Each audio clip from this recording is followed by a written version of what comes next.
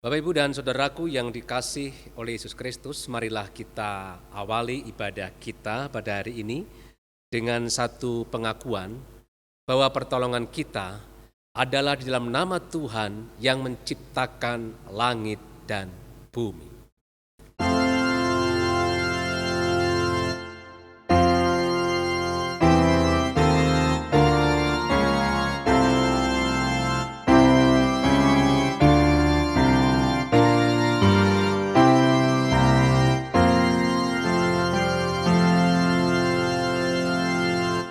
Kasih karunia dan damai sejahtera dari Allah Bapa kita dan dari Tuhan Yesus Kristus menyertai saudara sekalian. Selamat pagi Bapak, Ibu, dan Saudaraku yang dikasih oleh Yesus Kristus. Berjumpa kembali di ibadah online Jemaat GKI Parakan pada hari ini. Kita bersyukur kalau kita dapat mengikuti ibadah secara online ini di rumah kita masing-masing. Hari ini kita akan diajak merenungkan satu tema, yaitu nilai diri dan nilai kerajaan Allah.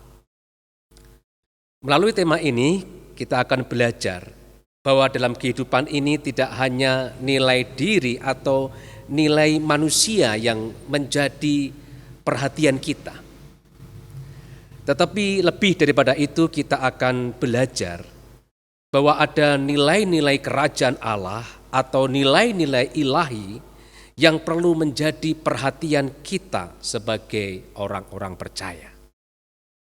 Firman Tuhan di dalam Matius pasal yang ke-6 ayat yang ke-33 akan menjadi nas pendahuluan dalam ibadah kita hari ini, berkata demikian. Tetapi carilah dahulu kerajaan Allah dan kebenarannya, maka semuanya itu akan ditambahkan kepadamu. Marilah kita angkat satu pujian untuk kemuliaan Tuhan.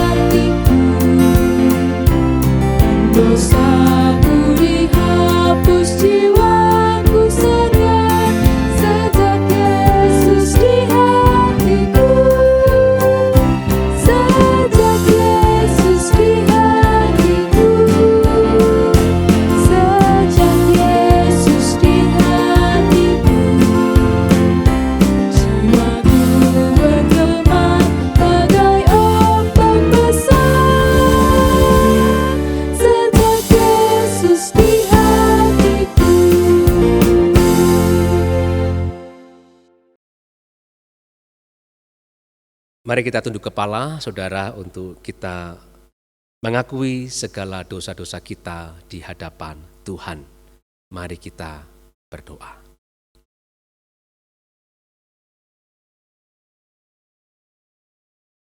Tuhan, Kau ampunilah segala dosa dan kesalahan kami.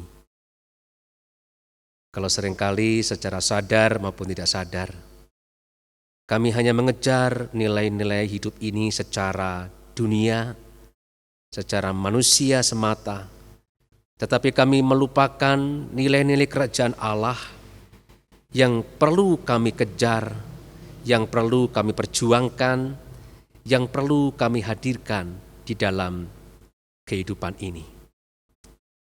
di mana dengan nilai kerajaan Allah itu, kehidupan kami bisa membawa pengharapan bagi kehidupan ini, dapat menolong sesama kami untuk tidak hanya melihat hidup ini hanya dari sisi dunia, tetapi juga dari sisi atau persepsi kacamata ilahi.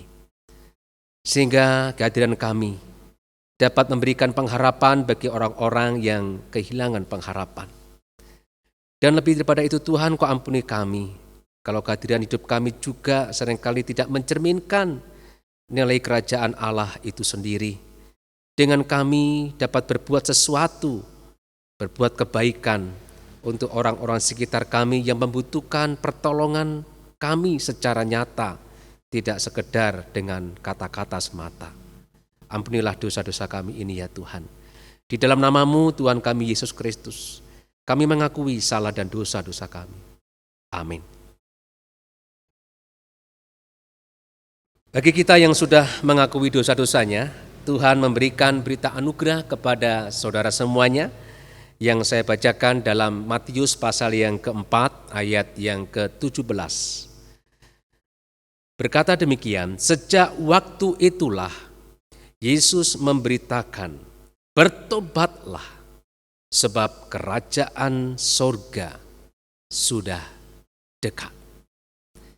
Ketika kita mengakui dosa-dosa kita di hadapannya, kita bertobat, maka pada saat itulah sesungguhnya kerajaan sorga atau nilai-nilai kerajaan Allah itu sudah hadir di dalam kehidupan saudara dan saya. Demikianlah berita anugerah dari Tuhan.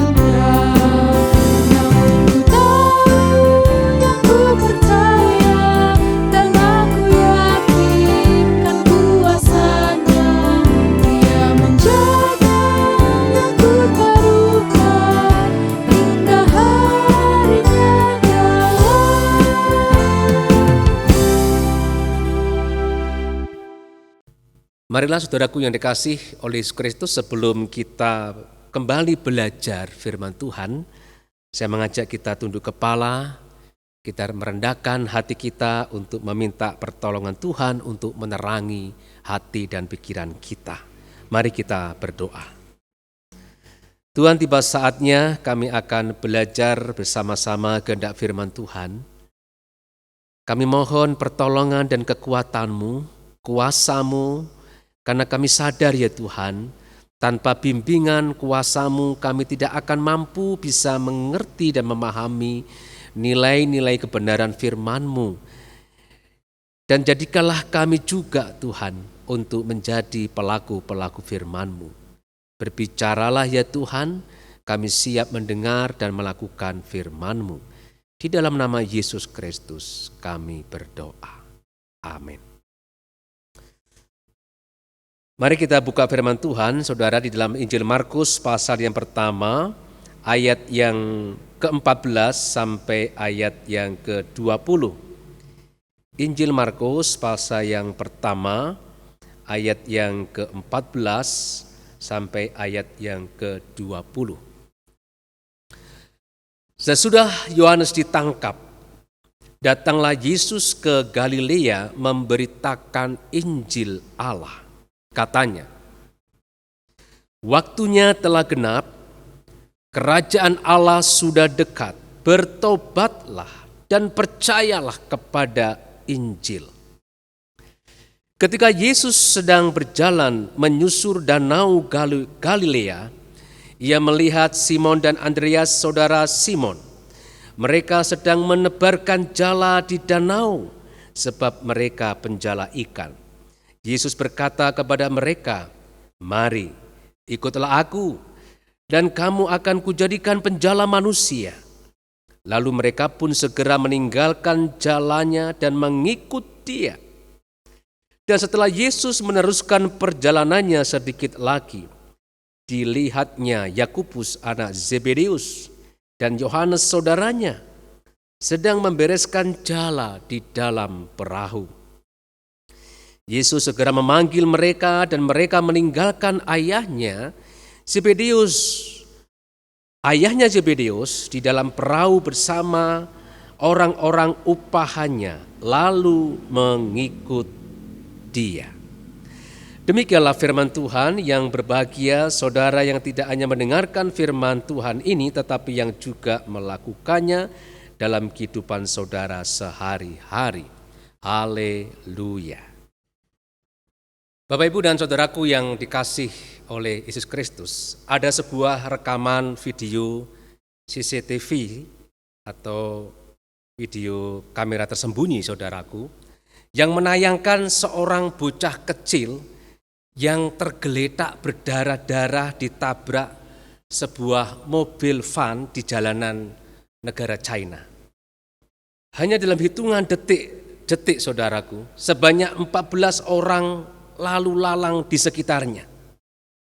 Dan aneh sekali, saudaraku, tak satu pun orang-orang itu yang menolong bocah kecil itu, saudaraku.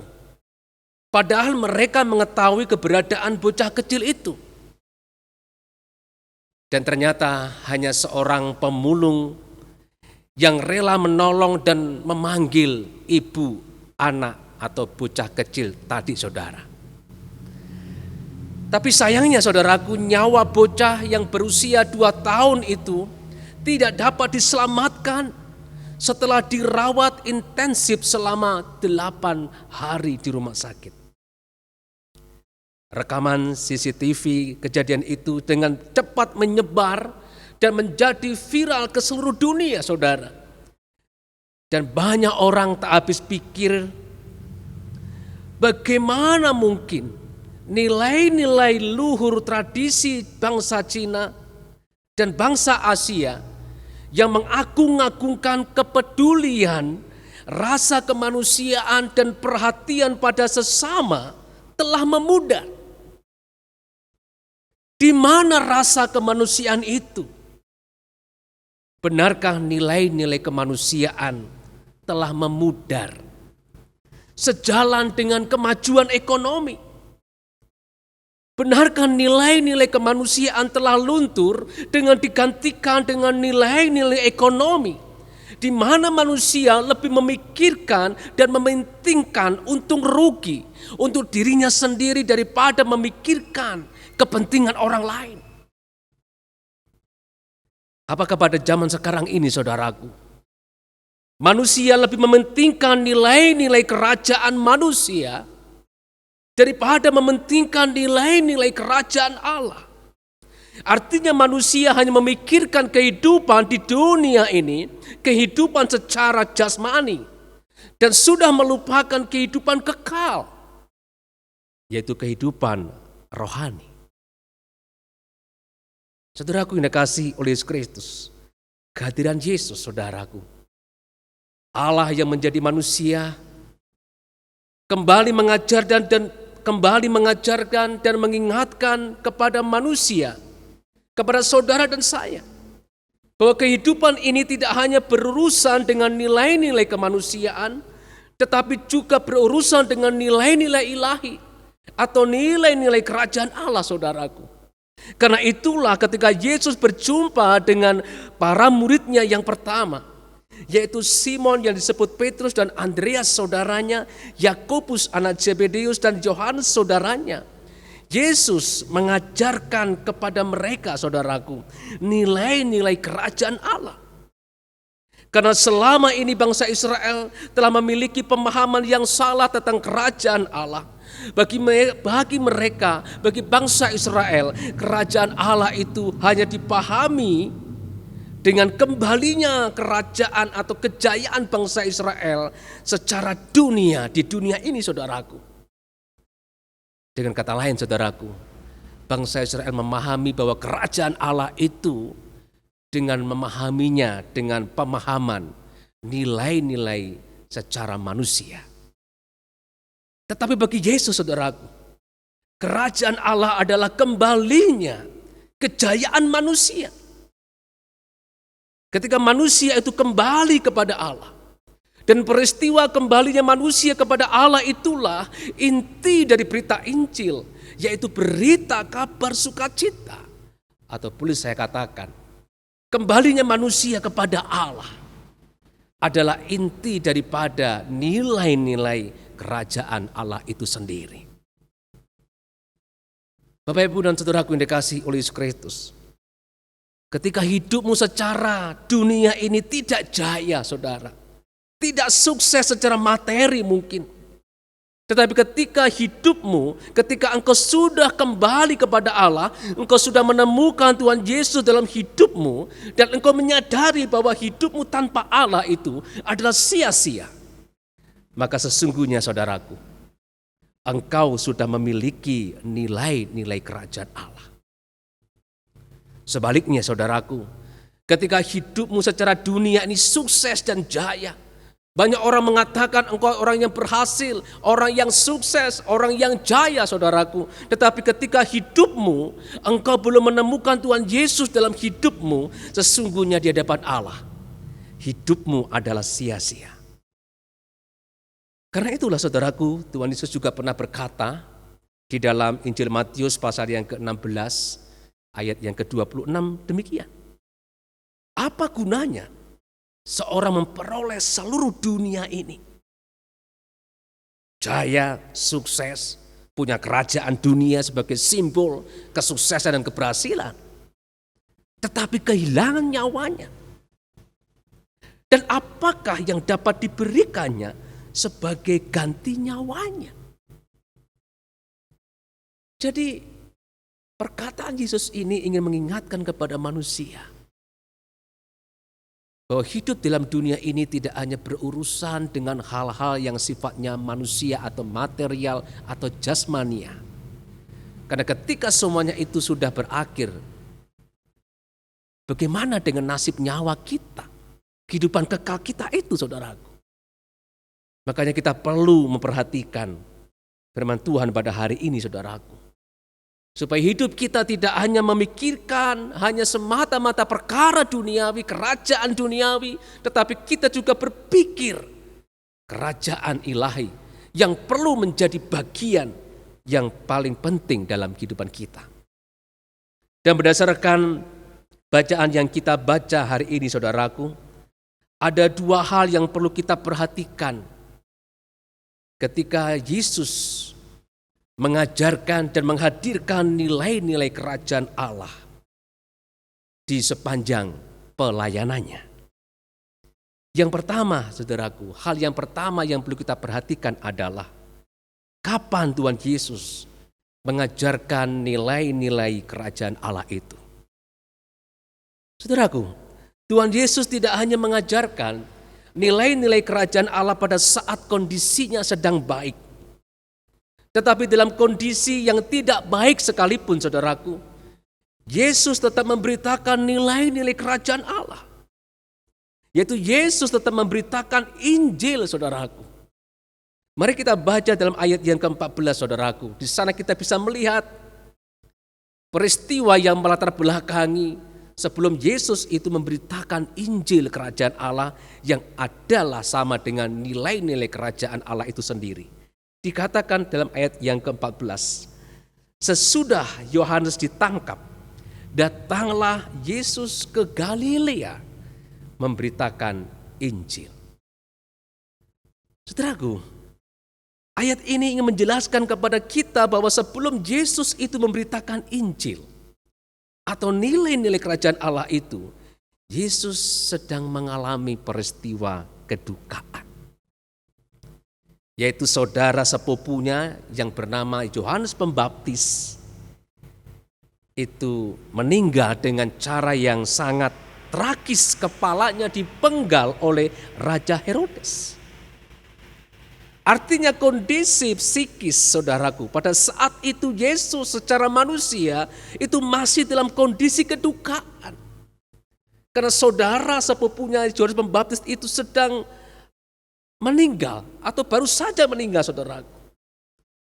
Memang tidak dijelaskan sudah berapa lama sejak dari peristiwa kematian Yohanes Pembaptis Yesus itu mulai memberitakan Injil, tidak dijelaskan. Tapi saya yakin kondisi Yesus secara manusia, dia terpukul dengan kematian Yohanes Pembaptis itu. Secara manusia Yesus masih dalam kondisi kedukaan, kondisi yang sedang tidak baik. Tetapi kita melihat dalam kondisi yang tidak baik itu Yesus tetap memberitakan kabar baik. Yaitu ia memberitakan Injil saudaraku kepada manusia pada saat itu. Saudaraku yang dikasih oleh Kristus, saya masih ingat satu peristiwa yang menerpa kehidupan salah seorang saudara kita di Jemaat GKI Parakan ini, saudaraku. Ketika saudara kita yang bernama Dimas yang sudah almarhum itu dipanggil Tuhan. Saya ingat pada saat itu belum genap 1 minggu Dimas ini dipanggil oleh Tuhan. Bapak Amantro, Bapak Petra Armanto yang adalah bapak daripada almarhum Dimas ini. Pada waktu itu saya perhatikan dia itu tetap ke gereja. Tetap menjalankan tugasnya sebagai seorang penatua di kebaktian umum di gereja GKI pada saat itu saudaraku. Padahal kondisinya masih dalam kedukaan. Seorang anak yang dia cintai, yang dia kasih, yang bernama Dimas itu dipanggil oleh Tuhan. Tetapi dia tetap konsisten untuk menjalankan tugasnya sebagai seorang penatua, walaupun dalam kondisi yang masih dalam kedukaan. Saya sangat mengapresiasi Bapak Armanto ini saudaraku. Makanya saya terus ingat peristiwa itu. Saudaraku yang dikasihi oleh Kristus, saya yakin ada nilai-nilai hidup yang baik yang dipegang oleh Bapak Armanto. Sehingga walaupun masih dalam kondisi kedukaan, beliau tetap menjalankan tugas pelayanannya. Walaupun kondisinya sedang tidak baik, dia tetap menjalankan tugas panggilannya sebagai seorang penatua. Bagi saya saudaraku, apa yang dilakukan Bapak Armanto ini adalah dia sebuah bentuk pemberitaan Injil. Nilai-nilai kerajaan Allah itu. Saudaraku yang dikasihi oleh Kristus. Apakah dalam kondisi yang tidak baik seperti saat ini saudaraku? Karena kita mengalami wabah corona. Belum lagi kita mendengar ada berita bencana banjir, gempa bumi, gunung meletus saudaraku. Dan juga persoalan-persoalan yang lain saudaraku. Apakah dalam kondisi yang tidak baik ini kita tetap belajar seperti Yesus, kita tetap memberitakan atau menghadirkan berita Injil, nilai-nilai kerajaan Allah itu dalam kehidupan ini saudaraku. Apakah dengan kondisi yang tidak baik justru kita mulai enggan untuk memberitakan kabar baik, kabar sukacita, nilai-nilai kerajaan Allah itu di dalam kehidupan kita pada saat ini. Saudaraku yang dikasihi oleh Kristus, mengapa saudara? Walaupun Yesus dalam kondisi yang tidak baik, tetapi dia tetap memberitakan kabar baik. Ayat yang ke-15 itu menjelaskan kepada kita. Katanya, waktunya telah genap. Kerajaan Allah sudah dekat, bertobatlah dan percayalah kepada Injil. Saudara perhatikan kalimat waktunya telah genap. Saudaraku, ayat ini menjelaskan kepada kita, ya, mengapa Yesus ini walaupun dalam kondisi yang tidak baik, saudaranya berusaha meninggal, dia tetap memberitakan Injil atau nilai-nilai kerajaan Allah itu, saudaraku. Karena Yesus, saudaraku, dia melihat peristiwa yang terjadi atau peristiwa kedukaan itu tidak hanya dengan persepsi atau kacamata nilai-nilai dunia, tetapi dia juga mampu melihatnya dari nilai-nilai kerajaan Allah. Maka peristiwa kematian Yohanes Pembaptis dilihat dari nilai-nilai kerajaan Allah, saudaraku, adalah peristiwa yang mengingatkan manusia bahwa kehidupan manusia itu sangat singkat. Maka jangan menunda-nunda untuk memberitakan kerajaan Allah. Saudaraku yang dikasihi oleh Yesus Kristus, saat ini seringkali kita mendengarkan banyak berita duka cita, saudaraku, lewat media sosial, lewat WA, Facebook, Instagram, dan media-media yang lain, saudaraku. Begitu banyak setiap hari, hampir setiap hari, saudaraku, kita mendengarkan berita-berita tentang orang yang meninggal. Baik oleh karena corona, karena kecelakaan, karena bencana alam, dan lain sebagainya, saudaraku. Hampir setiap hari kita banyak mendengarkan berita-berita kedukaan. Apakah peristiwa-peristiwa itu, saudaraku, itu juga menyadarkan kita betapa singkatnya hidup ini, sehingga kita tidak menunda-nunda seperti Yesus, saudaraku, walaupun baru saja mengalami kedukaan, dia mampu melihat peristiwa itu untuk menyadarkan manusia bahwa betapa singkatnya hidup ini.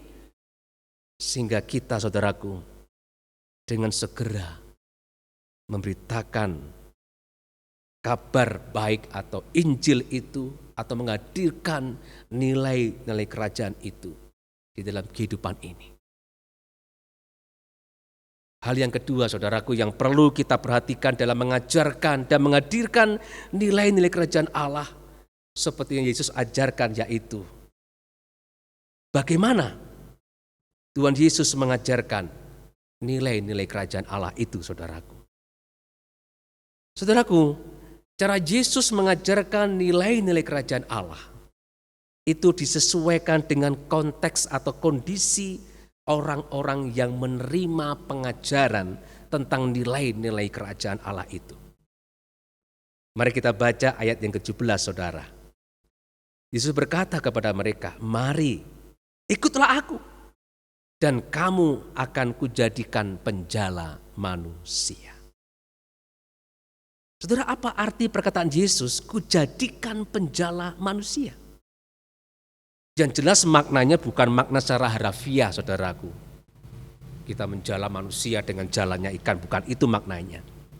Tetapi lebih kepada makna secara metafora atau kiasan. Dan Yesus sengaja memakai istilah kujadikan penjala manusia, saudaraku.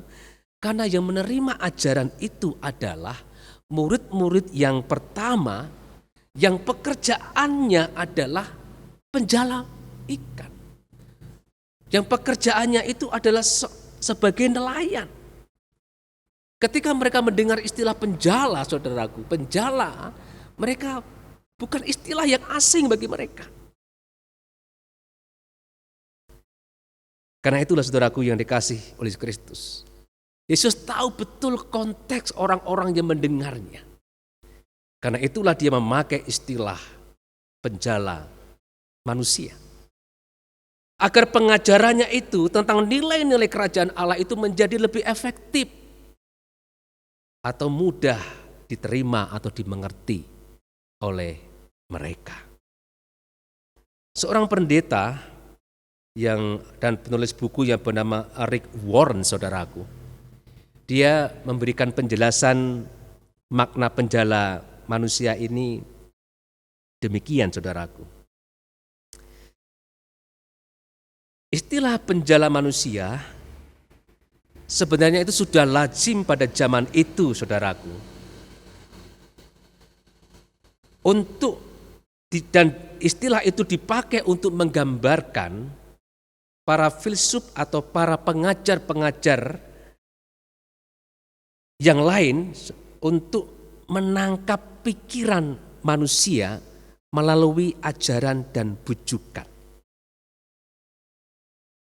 Para filsuf atau pengajar ini mereka memasang umpan dengan istilah itu, saudaraku, dengan ajarannya demi supaya mereka bisa menangkap para muridnya.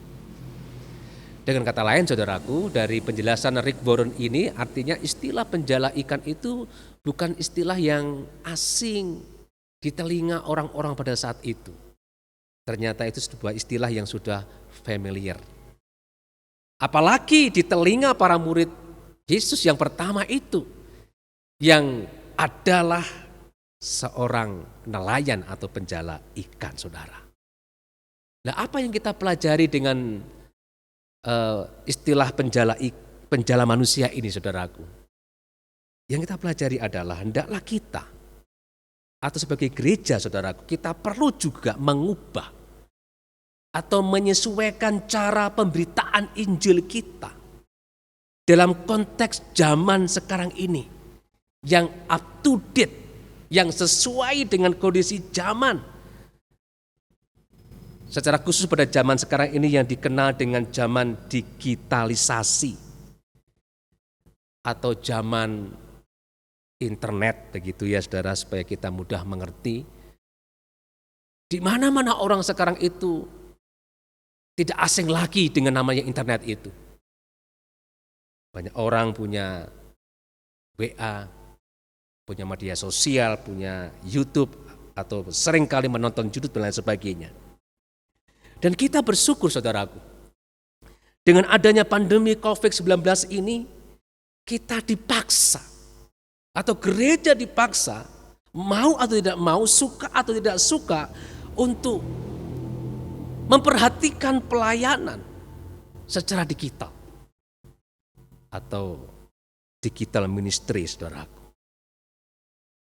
Seperti ibadah online yang kita lakukan saat ini, saudaraku. Ini bentuk bahwa gereja itu menyesuaikan diri dengan keadaan di dalam memberitakan Injil, saudaraku. Dan ke depan, saudaraku, kita perlu lagi terus melengkapi diri kita, khususnya gereja, dengan sarana prasarana yang dapat melengkapi pelayanan kita secara digital ini agar lebih menarik dan efektif, saudaraku.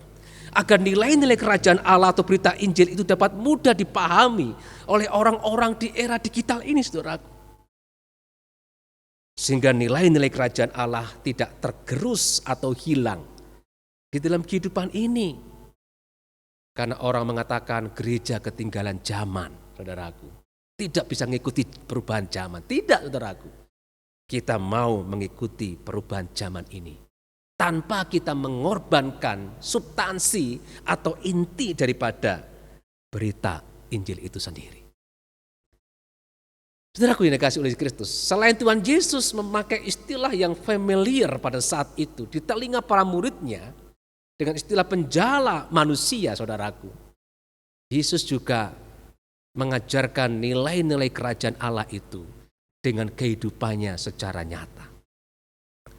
Kalau kita membaca di ayat-ayat berikutnya, saudaraku, dikisahkan di sana bagaimana Yesus itu hadir di bait Allah, bagaimana Yesus mengusir roh setan yang menguasai orang pada saat itu.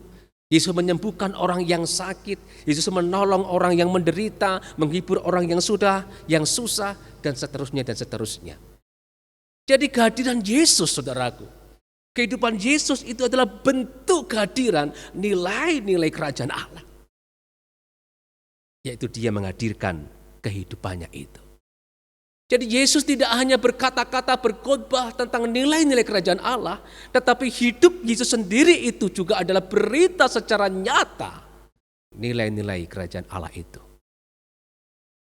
Dan marilah kita, saudaraku, menjadi orang-orang Kristen yang tidak hanya pandai memberitakan secara verbal dengan mulut kita kerajaan Allah, Injil kerajaan Allah, nilai-nilai kerajaan Allah, tetapi kita juga menghadirkan hidup kita ini secara nyata, secara konkret.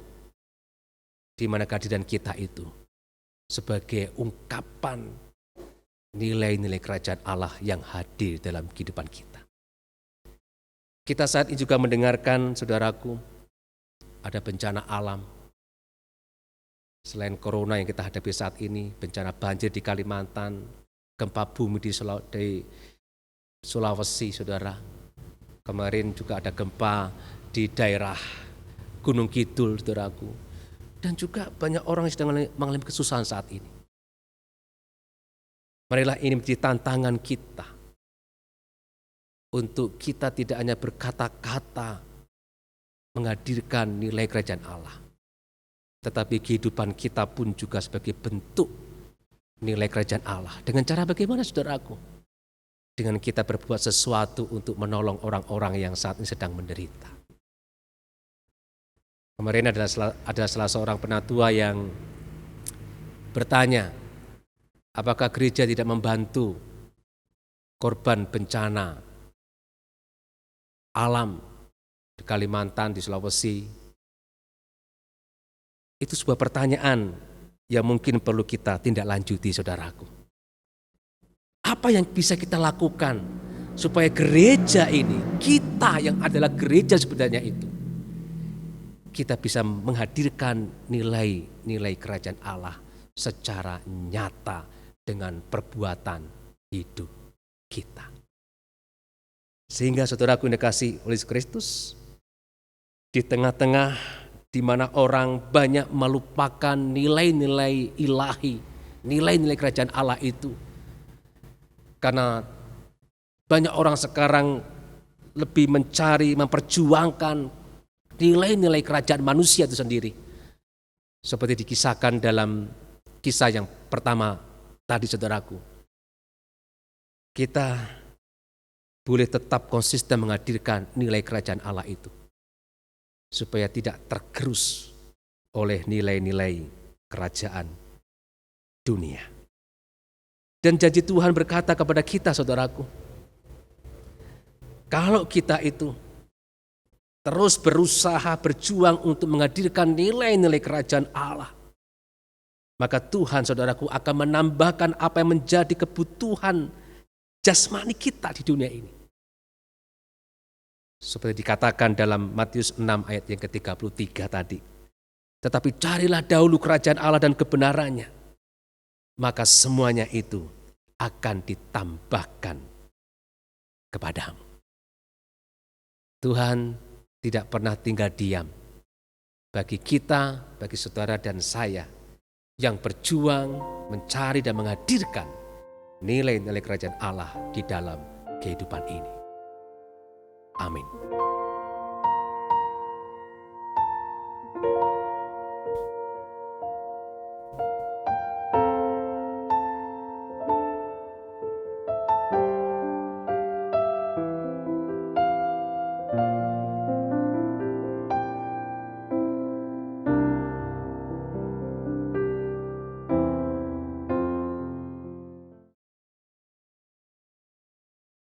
Tuhan, kami bersyukur untuk firman Tuhan yang mengingatkan kembali kepada kami agar hidup kami tidak hanya melulu mencari nilai-nilai kerajaan dunia, membangun kerajaan manusia,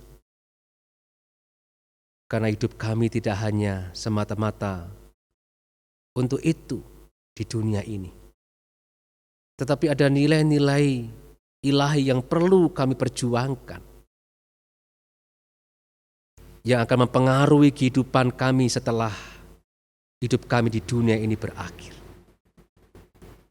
Berikanlah kepada kami, ya Bapa Surgawi, kekuatan dan kemampuan.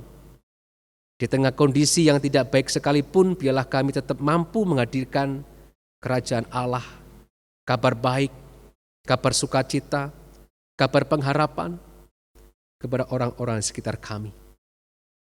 Dan lebih daripada itu, tolonglah kami agar kehidupan kami, Tuhan, itu juga sebuah kehidupan yang menyatakan nilai-nilai kerajaan Allah secara konkret, tidak hanya dengan kata-kata semata.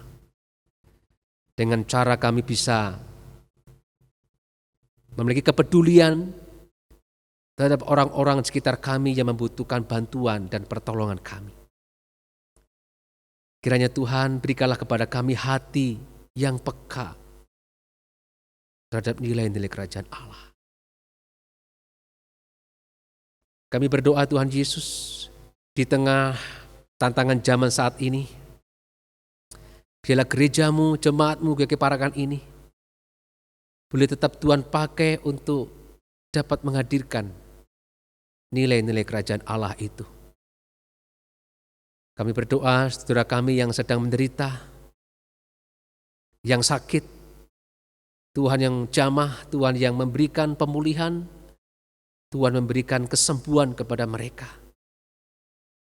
Berikanlah pada mereka kekuatan dan hidup yang tetap berpengharapan.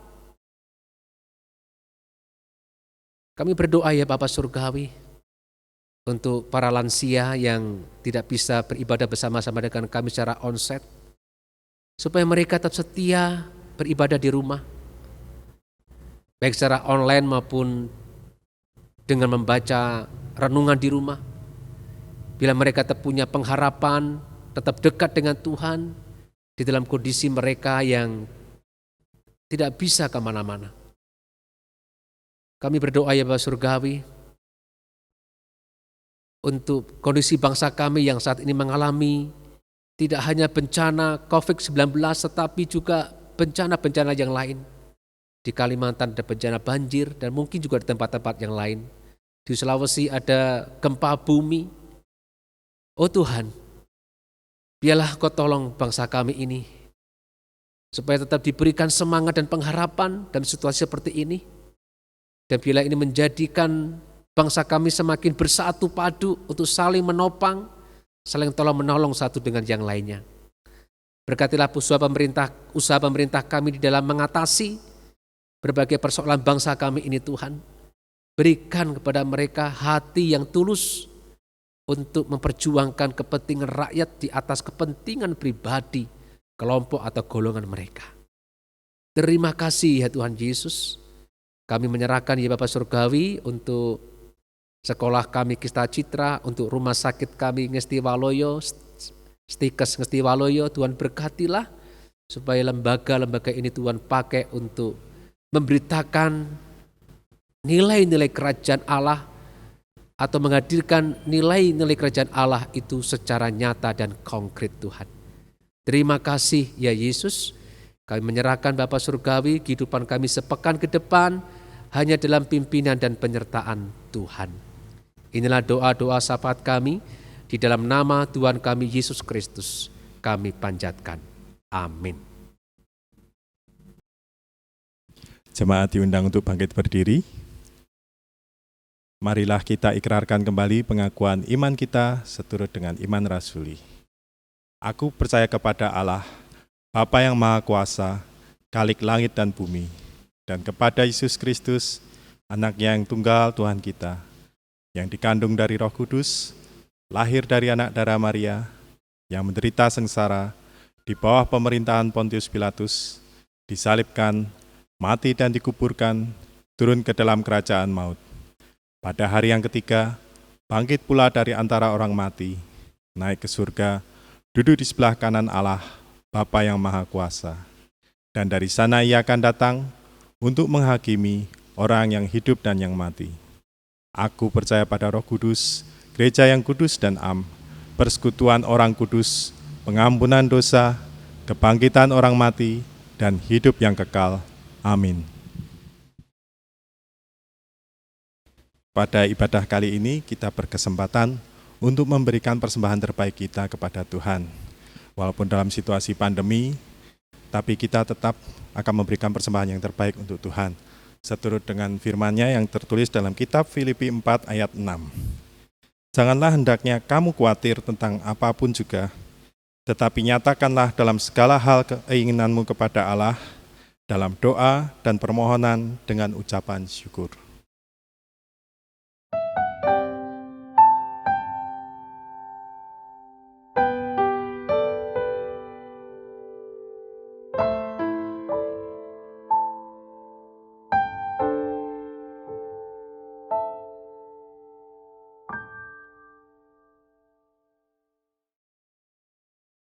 Marilah kita bawa persembahan kita kepada Tuhan melalui doa. Bapa, kembali kami menghadap ke hadirat-Mu untuk membawa rasa syukur kami kepada-Mu ya Bapa, atas penyertaan dan berkat-Mu sepanjang hidup kami ini ya Bapa.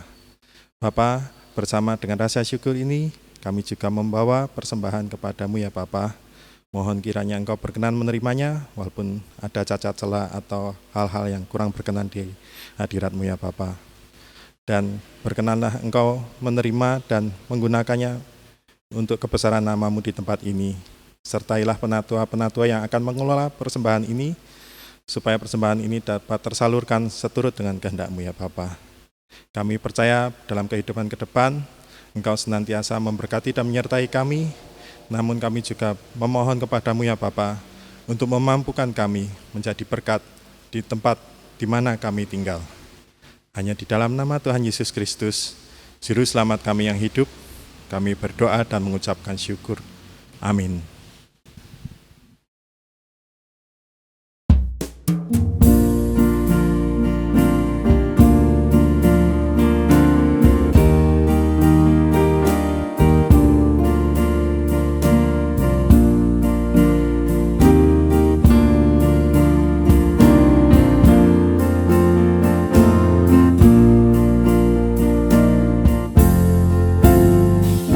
Pilihanku